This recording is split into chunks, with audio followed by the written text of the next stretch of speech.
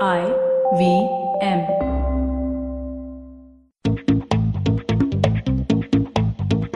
Contracts, invoices and lawyers. Three things every person in the media space is wary of. More than people in other spaces, but everybody's wary of. Getting a lawyer also ends up being at the fag end of everyone's priority list. I, for one, was as guilty as many to think that I don't really need one, or rather, why pay for it?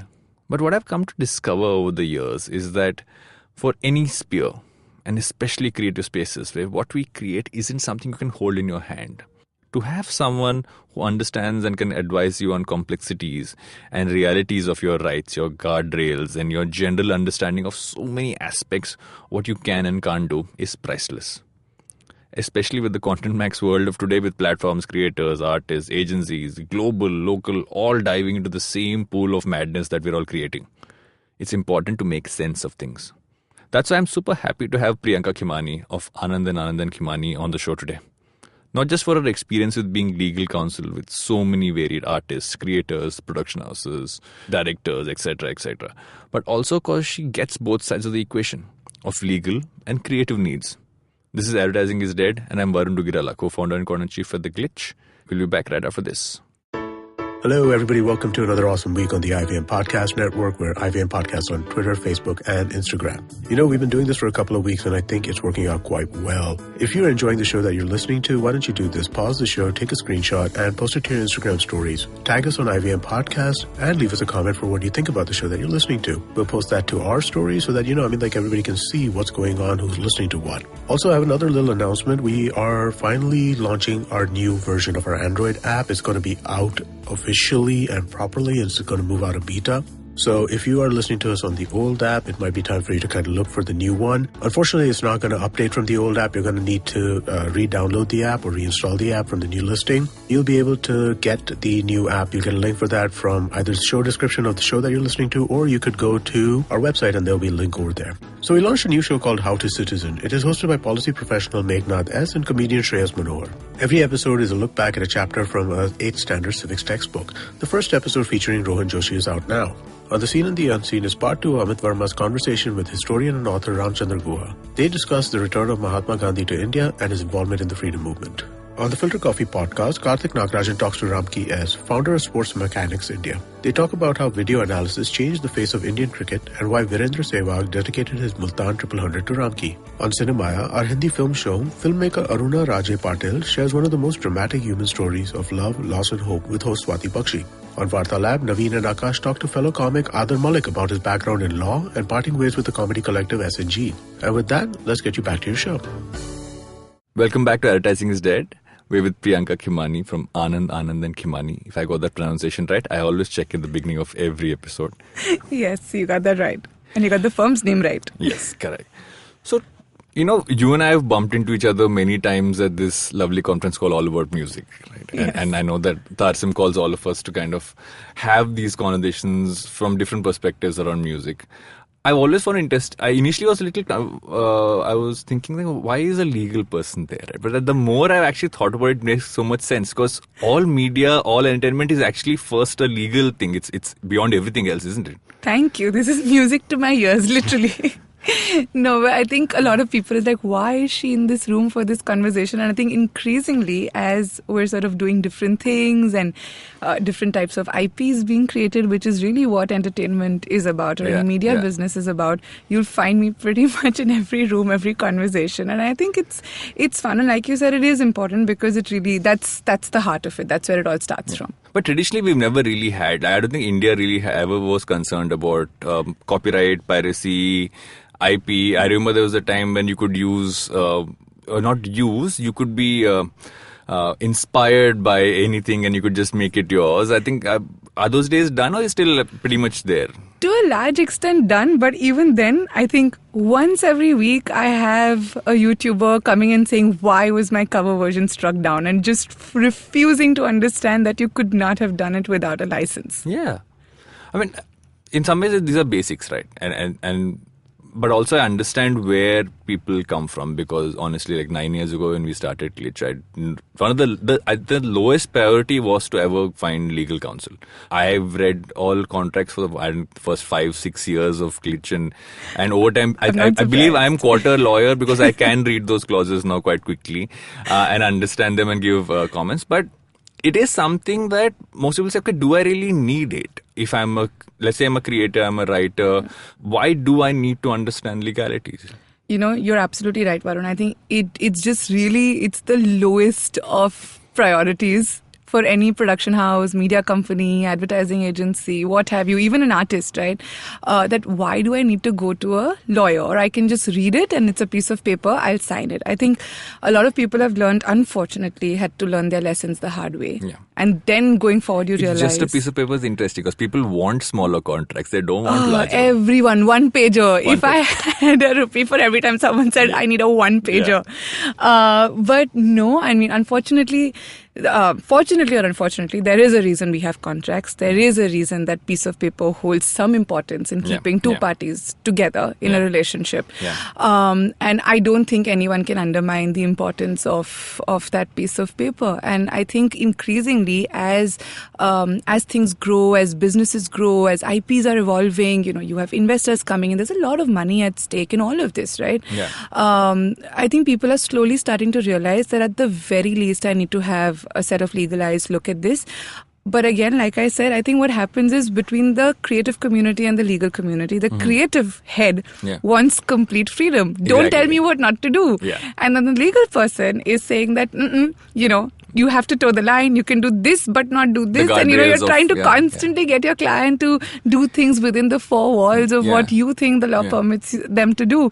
But I think really the key is, and perhaps I'd like to believe that I maybe get it a little more than the others, is because I've been on the creative side. Exactly, yeah. Right? So I know that, okay, the end of the day, two things are important.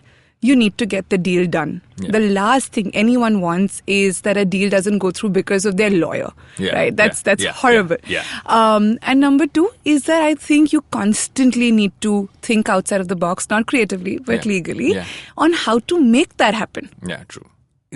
Honestly, I don't think. I think problem largely also comes from the fact that we've all watched too much Suits. Watching Suits I don't think it's done a good thing to the legal community, because I think the expectations always is that your lawyer will walk in like Harvey Specter. My lawyer is Harvey Specter, and will throw one piece of paper, slam it on the table, and then the person and say 3 lines and they sign and go. Unfortunately, it doesn't work like that at all. I've yet to meet a lawyer who is in any way like that. And who gets the job done. I don't think they'll get the job done if we do that way. No, not at all. And it is a process. Very often we'll have clients who'll come and say that, I've sent us a contract, can you look at it? And we'll say, yes, okay, we'll look at it. How soon can you reply? Will you send it to me in 1 hour? And it's just not possible, right? And today you have WhatsApp groups. You have people who send me contracts on WhatsApp. Full disclosure, I am one of those clients. Full disclosure. It's like someone going to a music composer and saying, "Abhi chahiye, 1 ghante mein dhun bana ke do." We were just talking about a little earlier, right? And this is a quote I love from my commercial head's desk, which says, "Jaldi, sasta aur acha तीनों मांग के शर्मिंदा मत करना." I think that's going to become the tagline of Anand and Khimani. It's so true. You can't deliver quality legal work if that's the attitude. And I think unfortunately what happens is because again, the creative business doesn't really understand the importance of having good legal advice, having sound legal advice. It's not unusual for them, therefore, to expect that, okay, I'm going to get this. And also the mindset is that most contracts are a copy-paste job. Like, how is this taking you so long, right? Aapko copy-paste hi to karna hai. Exactly, change kar do. So often I'll have people come and tell me, हाँ, सिर्फ नाम change kar do, amount डाल देना, and then send it to me. Yeah. But I can tell you this, Varun, in so many years of my practice now, I haven't seen the same contract ever, even for the same client. So if I represent a music composer, every film to film to film, the contract is different. Yeah. Right? So, and the other thing is, just like I tell all creative souls, creativity is a process. For me, that's what being a lawyer is. It is my art. Yeah. I need to think. Also, I am conscious of the fact that today, whatever I'm advising, a bunch of other things depend on it. It's going to have a cascading effect, and I can't give off the cuff advice. Yeah. And talking about creativity, that's where you started off, right? I think you briefly mentioned that. And you started off writing at the age of 15 for television? That's right. Yeah. I wrote my first show called Tamanna House when I was 15. Yeah. Before that, actually, I grew up doing a lot of theatre. So I did a lot of Marathi theatre, Hindi theatre. I used to be a part of a Hindi street theatre group. A bunch of the people from that group are really accomplished television actors today. And that's how I realized that more than being on stage, I sort of enjoyed being backstage and making changes and doing my own little tweaks. And the first show happened for Z, and after that I did a whole bunch of assisting gigs and practically spent most of my college years being on a set. Did you enjoy it, television? I loved it. If I didn't have a Gujju mom who thought that the only career is engineering or medicine, I probably would be a copywriter today. I actually interestingly also wrote for radio for a while. Yeah. And you did that writing gig for a bunch of years, and then eventually stumbled. And is that why do you think because entertainment law per se, I don't think they were lawyers. I don't think there was an entertainment law piece. There was never an IP piece. They don't even teach it in school. I mean, now some law schools have one module that they'll put together, but no, entertainment as a practice area in itself, I think has evolved only now. And that's how you kind of stumbled onto your first most illustrious, the story which I've read repeatedly when I was doing my research for this was Lata Mangeshkar was your first client. Yes, that's right. Yeah, and I think it's just beautiful how two worlds come together. All the years that I wrote, I would write like legend status at first stage, right? Absolutely. And this is one of the first Suits moments in my life, right? But it's all the years of writing.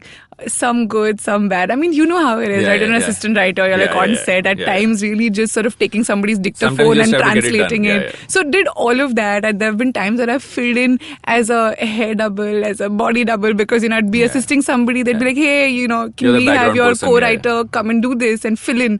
So you do all of that, and my folks really never saw the point in doing it. It was a huge disappointment because you've been this illustrious student in school, college, you studied biotechnology. So it's almost frowned upon that, oh God, my daughter is doing this. I was asked, I was an engineer, and someone told I remember telling my mother that, oh, your son's working in television. He's an engineer, no? So it was almost like, I'm feeling bad that this person's an engineer. Yeah, and I think for my mom, that social stigma was way too much that, my trophy daughter is doing this. So anyway, but I think all of those years of writing really resulted in this practice. So Lata Mangeshkar came to me because of the person that I was assisting for a long, long time. And they said that all he knew is that, now his prodigy, his bacha has now become a lawyer, wanted to do IP. So saying, this is the problem and can you help? And, the next thing I knew is that we had Lata Mangeshkar as a client, and she's actually been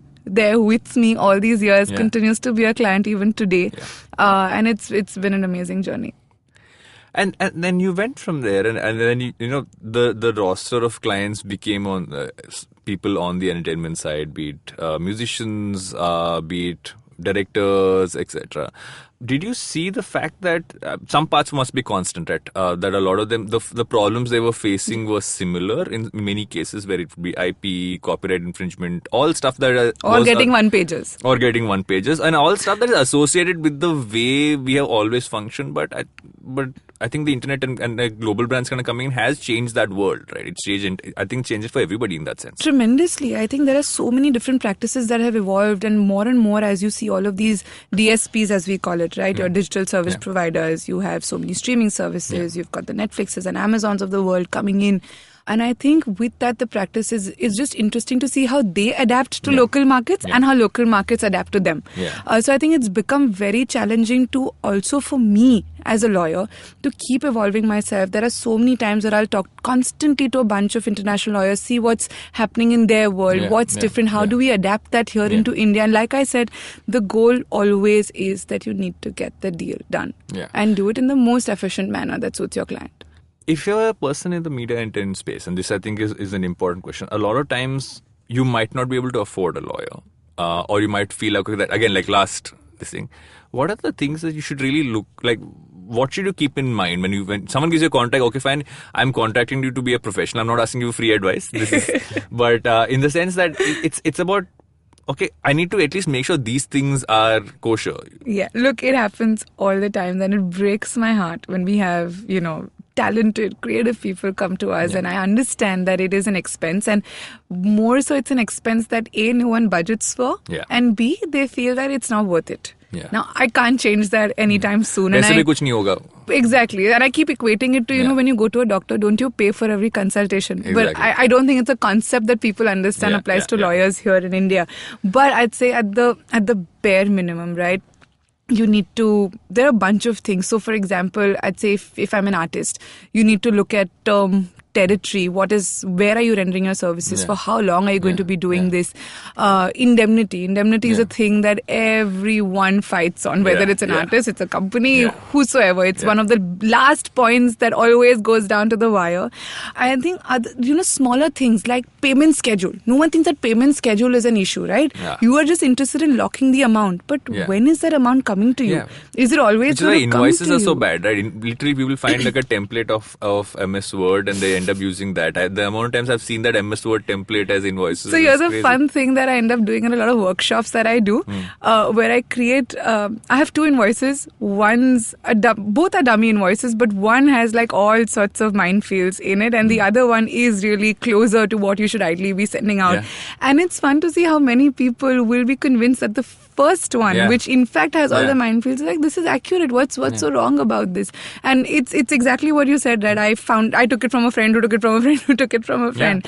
But I think they're really small things, like what happens if you're dropped midway from the show? Do you still get paid? If yes, how much are you getting paid? Exactly. And I think one of the last things is really governing law and jurisdiction, right? Tomorrow, if there is a lawsuit, where are you going to litigate with this other person? And parties don't read it. And at the end of it, when we have to move court, you realize that, wait a minute, I'm sitting here in Bombay, but it looks like I might have to go all the way to Chennai to sue this person and get my money. So these are really small things. Yeah, I remember seeing that once in a contract that the jurisdiction would be in Singapore. And I was like, 1 second, there's no way I'm going to fly down to do it, even if something ever comes up. So that has to change, right? I think, people and a lot of it is logical. Yeah.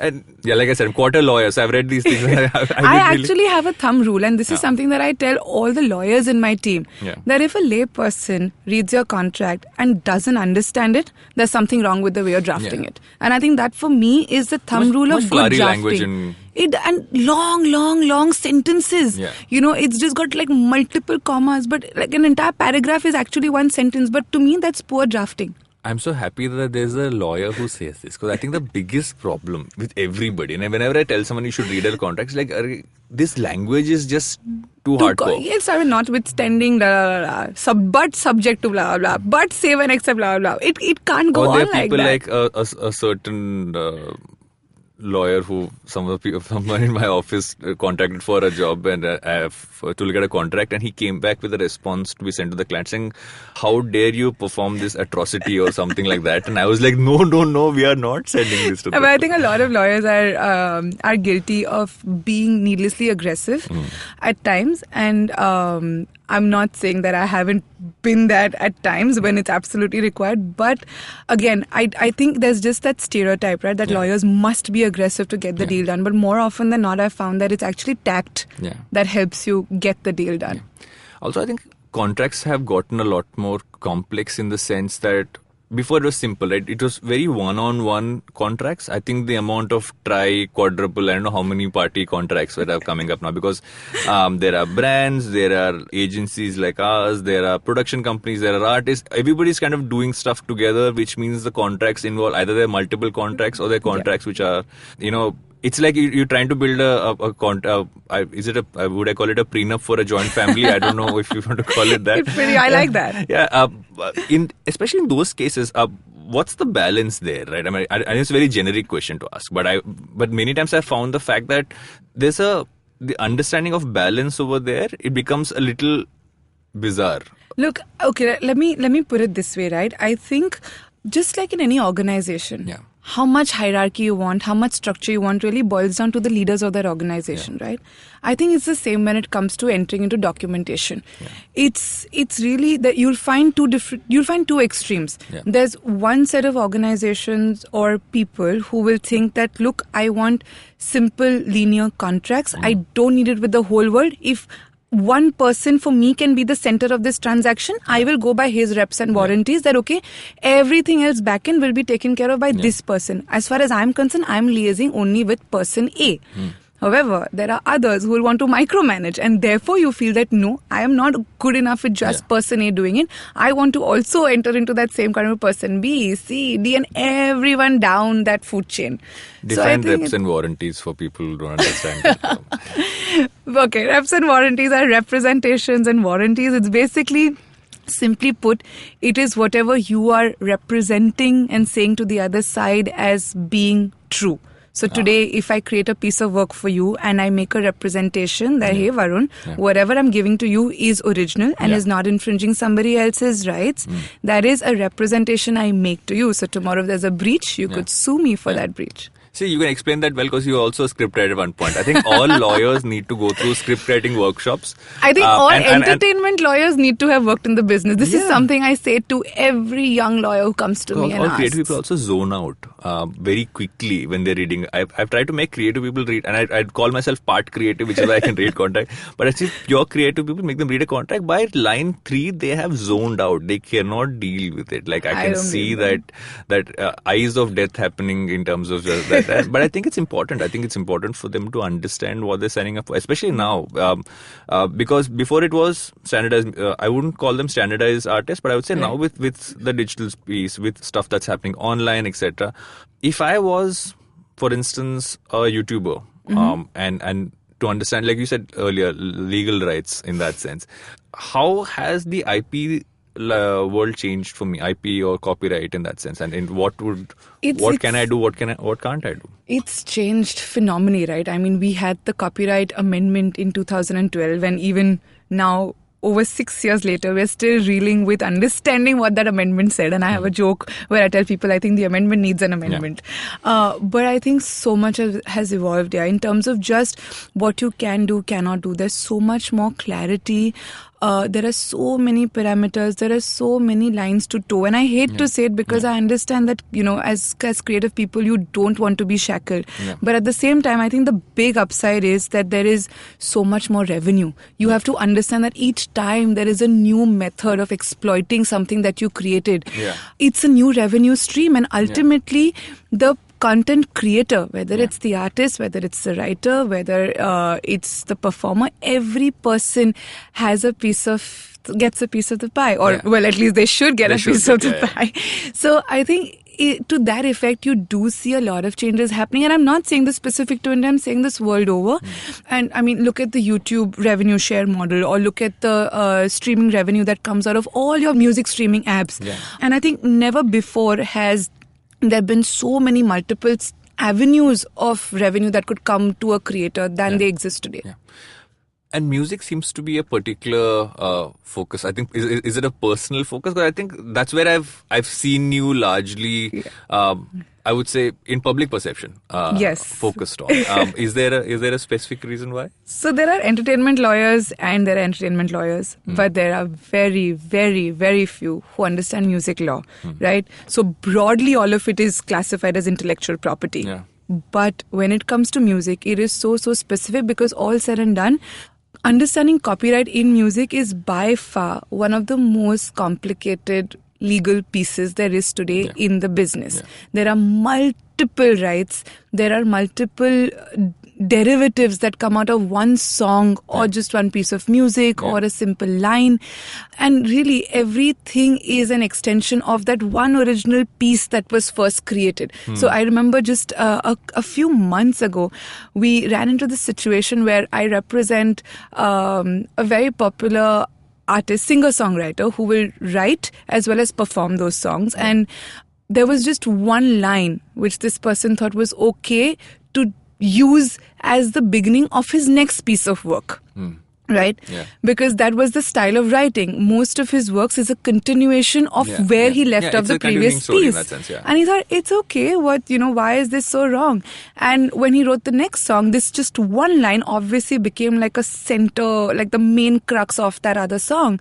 And we had the person to whom he had already assigned rights of the first piece of work saying, I'm not okay with this. Yeah. So what if it's just one line? And I had a situation where my client, the author, just couldn't fathom how can anyone have a problem with just one line. It's just 4 words. Yeah. But that's what it is, right? And that's There why used you to be need that to understand. 7-second, 10-second rule for the long. Oh my God! Whoever started this, I want to find that person and strangle my them. entire time in 30 television, seconds, television, 15 seconds. You can use any track you want for 10 seconds. It's allowed, and that's the first thing I learned when I first came to television. Every second of infringement is infringement. Yeah, That's the golden rule. but there was a time you could just do this, and There was never a time where you could it's do an it. urban music myth. It's just nonsense. Never under Indian copyright law has there been any duration of time where the law says that it's okay to not seek a license. No, So you it's can't take a absolute line, nonsense. you can't take anything, not You even can't 1 take a second. line, nothing. There are certain degrees where it is exempt. I will not get into that and say, this is how As long lawyers as people complicate don't this. go There's to always a archives. but. As long as people don't go to archives or certain things I might have done before my time at Glitch, then I think whoever will have to get sued will get sued. I'm not party to those things. I want to stick on to music. I want to talk more about that. But before we do that, I think it's time for us to take our first break, and we'll be right back with Advertising is Dead. Every week comes a show where 3 people come together to tell you about stuff they like. A movie, a TV show, a book, and other stuff. Tune in every Monday on the IVM Podcast app to IVM Likes. Batman approves this message. Thank you, Batman. Welcome back to Advertising is Dead with Priyanka Khimani, and we were talking about music and music rights and laws and the notorious 10-second rule. Right now, I can think of 100 people who are listening to this and saying 1 second. 10 seconds. I have used 10 seconds of songs so many times. So. Yeah, and I'm going to go beyond that one, but I think for music especially, it's complicated because each market's different, right? I think in India, and you've spoken about this, about how publishing, how the difference in publishing houses and record labels and artists it's a very bizarre mixture of things. So the first fundamental thing, right, where I think India differs from a lot of other Western countries for that matter, is that typically you have, in the Western countries, you have a publisher and you have a record label. Yeah. And they're more often than not 2 completely separate persons or entities. In India, it's all rolled into one. And I think that's the beginning of a lot of complication. Because they're, from a strict copyright point of view, I don't know. They're 2 completely different sets of rights. So think of any song in your head. Yeah. Think of an item number. Okay, let's say Fevicol se chalo, for lack of a better example, right? Now, it must have a basic melody. Don't think of the final song that you're hearing. It has a basic melody. Yeah. And then it has lyrics, right? That is separate copyright. That is what you call as underlying works, and that's what publishers will deal with. Yeah. Okay? The final product that you hear on radio, on TV, on your streaming apps, that's what you call the master or the sound recording. Yeah. And think of it logically, right? Why master? Because there is, in the studio, one master was made and then you'll make copies of that master. Right? Yeah. Which is why you have a different person who deals with the master and a different person who deals with the melody or the lyrics. Now, let's take one step ahead. I'm a YouTuber and I want to do another take on this song. Yeah. Right? I want to adapt it. Yeah. Now, when I want to adapt it, I don't need the master because a master is a master. It's just one copy. Yeah. I can make copies of it. Yeah. I want to actually go back and revisit the melody or the lyrics, which is why I need to go to the publisher. Yeah. So they're traditionally 2 different sets of rights. In India, it's one entity. So we only have record labels. Who manage both. Who control 100% of both. And I think that really is the heart of where a lot of the confusion, overlap starts. And I think this really is the fundamental problem in music copyright and why it's so complicated is because people don't understand rights. Yeah. And this is just like a... I believe that they never really could do anything about it. What does that mean? I think initially, we're not generally and I'm not trying to be pessimistic, but I'm saying that generally as a country, we don't really value laws as much, or we don't feel things really get done. So today where you are is really a problem of your own doing, right? Is what I tell people, even as on date, after all of this massive amendment and a bunch of people lobbying to have the law changed and, to get a society back on its feet and whatnot, you still go and sign the same shitty contracts that you feel you're getting shortchanged. But are you doing anything about it? No. You want the next job. You want the next job. You don't even believe in going and getting legal advice and paying for it so that it secures your own future tomorrow. Yeah. So how are you then, how are you justified in blaming anybody for this but yourself? That's true. I mean, even today with the biggest of artists that I work with, right? Yeah.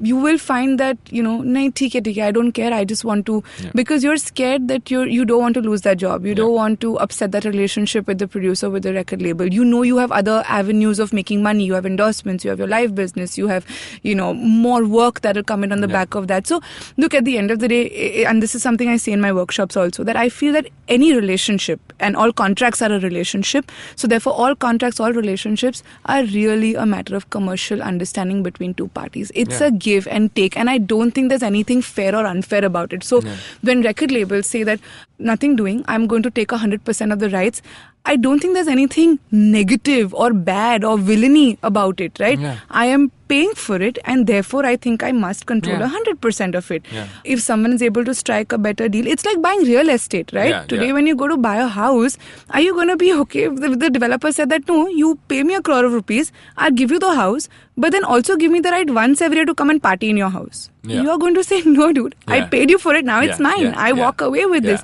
I think all intellectual property has to be thought of as real estate, because it is property at the end of the day. But even if it is, co-owned IP is complicated, isn't it? In general, as a concept. I've always found that when IP is shared, it does get extremely complex, especially if it's a IP that does Again, equated to real estate.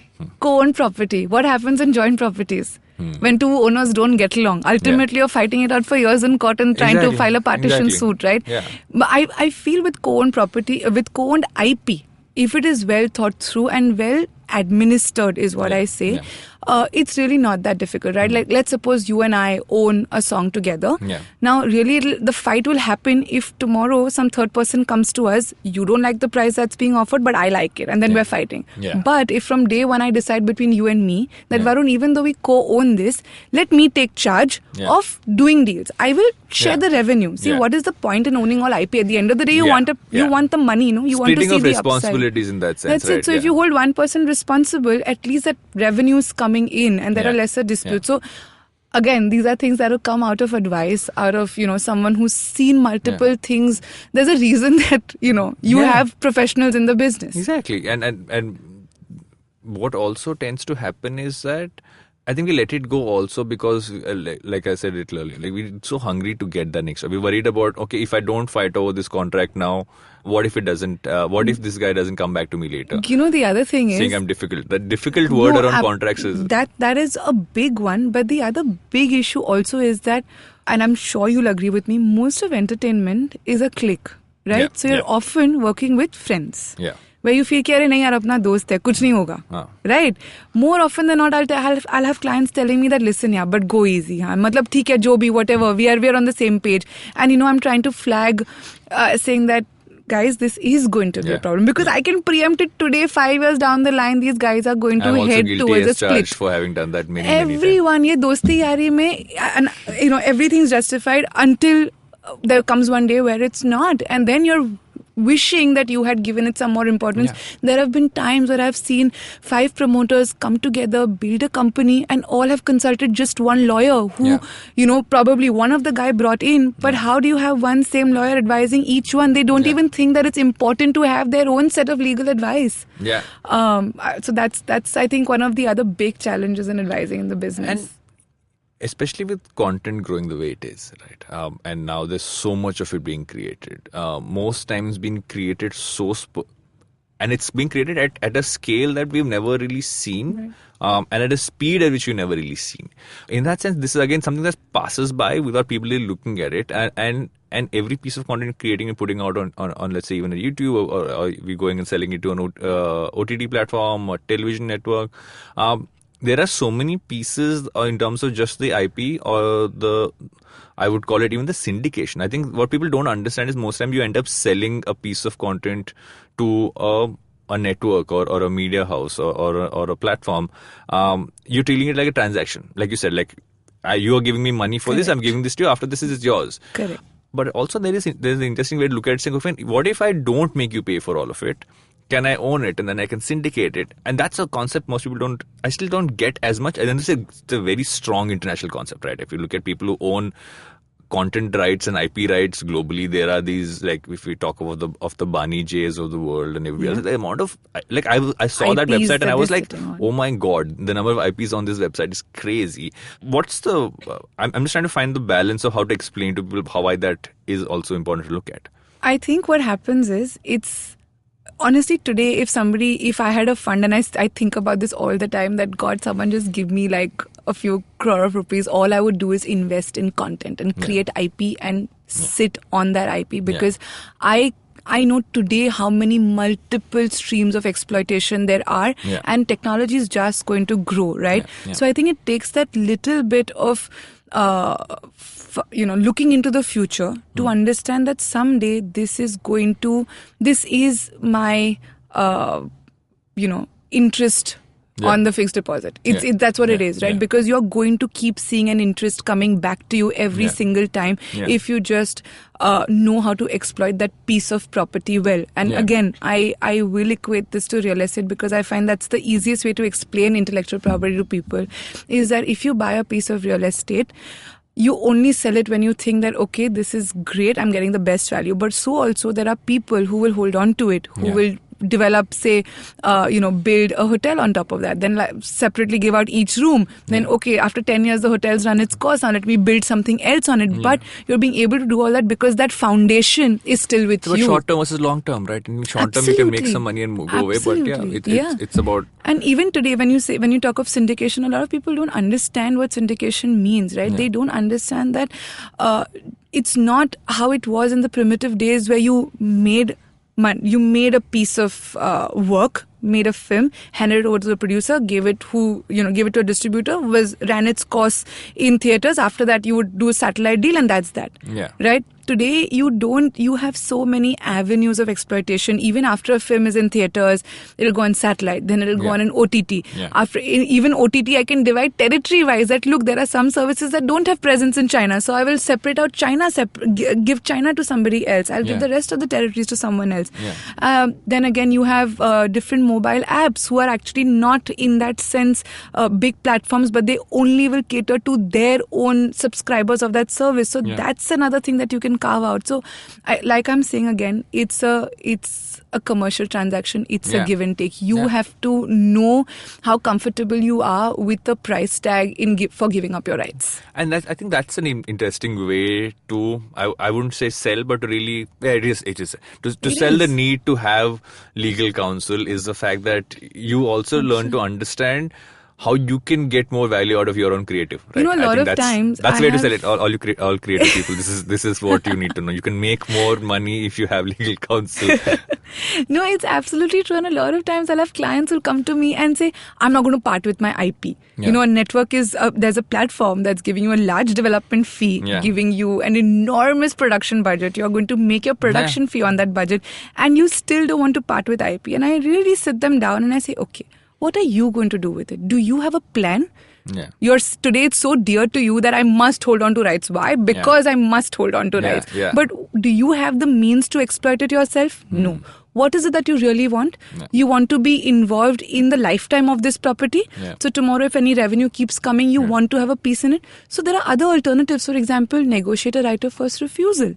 Say that, okay, I will give up everything to you, but I want to be invested in it. You keep coming back to me every single time you want to make a prequel, sequel, derivative, what have you, right? Negotiate a piece of the revenue share every single time, not just for this season, but even for future seasons. So those are clever And it's commercial give and take, right? ways You're of doing reducing it. your remuneration on day one to make sure you are constantly getting remuneration. Because if you believe in the IP enough, that's how you're keeping it long term. Exactly.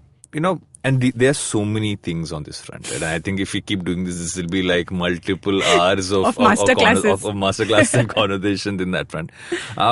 But I do want to move on to a specific piece that we do at the end of every podcast. It's called, I think we maybe have to evolve this name. We call it Humans of Advertising, but I think we've evolved it beyond advertising in so many ways. But it's still going to stick to Humans of Advertising. Just for people to get to know the guests we have and kind of also us throwing coffee with Karan questions at them. What can you whip up in an instant? If you were given an instant to whip up something, can be food, can be a drink, can be anything. A contract. A one-pager. We actually had a recent conversation on work-life balance on oh God, I'm like the worst candidate. I think you'd probably call in a therapist right now and make me do a session. And what are you reading? I just finished this book called Sunburn, and I'm about to start this book called Kalki. So I'm recently obsessed with a lot of mythological fiction. So I'm going to start reading that one.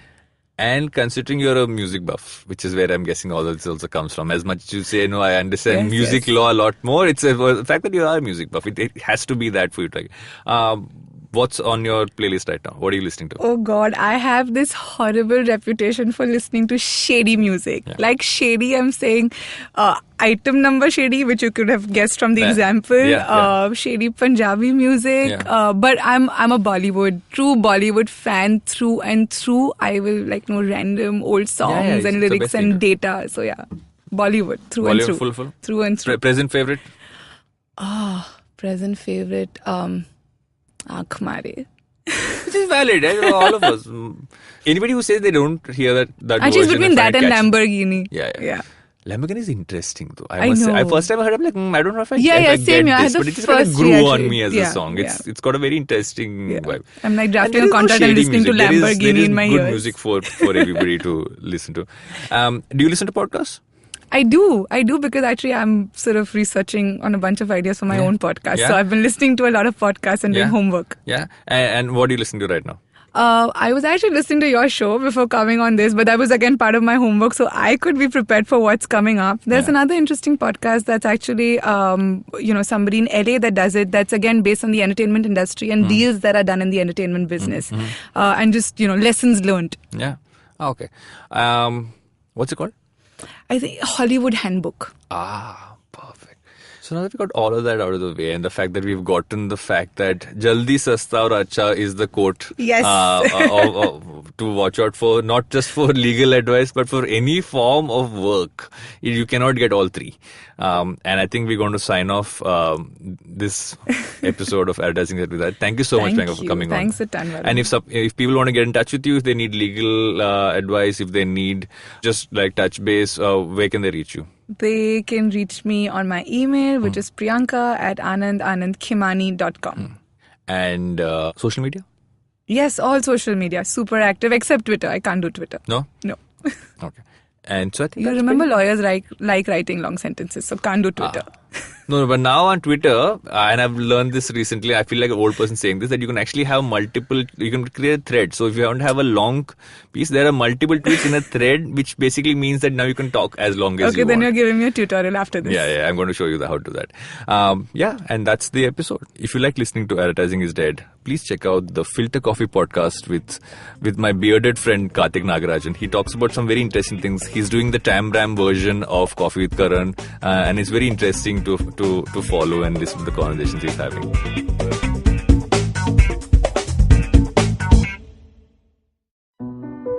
भारतीय सिने इतिहास में महिलाओं की जगह तलाशता हमारा खास Hindi podcast सिनेमाया। निर्देशिकाओं की फिल्मों, कहानियों और नजरिए को समझने की हमारी एक कोशिश। मैं हूं स्वाति बख्शी और मेरे साथ सुनिए सिनेमाया IVM पॉडकास्ट ऐप और ivmpodcast.com पर भी। How aware do you think you are of your laws and rights? Do you look up to laws when you are caught up in situations?